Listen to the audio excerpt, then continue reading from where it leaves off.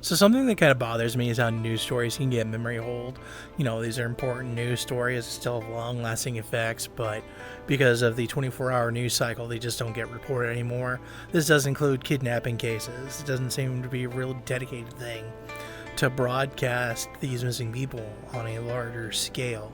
These people are still missing. Just because there hasn't been any hits on it and because they're still a cold case doesn't make them any less important. Alright, this is Ashley Summers.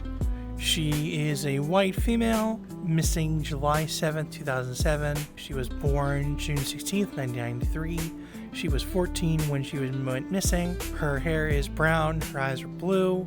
She was born in Cleveland, Ohio. She is 5'5", weighs about 130 pounds at the time of her missing. She does have a tattoo on her arm. It is it is the name Jean in black over a red heart. I'll put a picture of that on the screen. It is saying to contact your local FBI office or the nearest American embassy or consulate for any information. Usually when they're saying to contact that is an international crime where she may be outside of the United States. Details of her disappearance. She was last seen around 6 p.m. on July 4th, 2007 in the area of West 96th Street and Madison Avenue. Earlier that day, Summers went to a pool party at a relative's house. After spending a few hours swimming in the pool, she decided to visit her aunt Christina, who lived within a 10-minute walking distance away from the pool. She never arrived. Because she was frequently staying with her relatives, her disappearance went unnoticed until 2 days later. So, technically speaking, she was missing between the days of July 7th through July 9th. Her great-uncle, Kevin Donathan, said that during an argument with Ashley on the morning of her disappearance, he grabbed her phone and broke it. Thus, she no longer had any way to contact her family or friends. Alright, the tattoo is a reference to Jean Gill, a boy whom she was dating at the time. There are some details to note.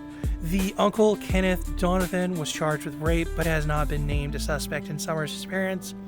He was sentenced to 35 years in prison on charges of rape and prostitution. On August 2007, a month after Summers went missing, her family received a phone call from a girl they believed to be Summers herself, telling him not to worry and she was safe.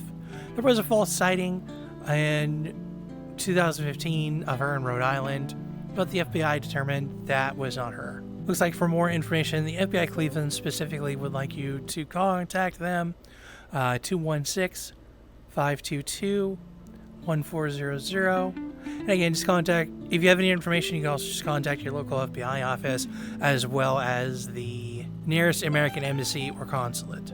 All right, thanks for listening.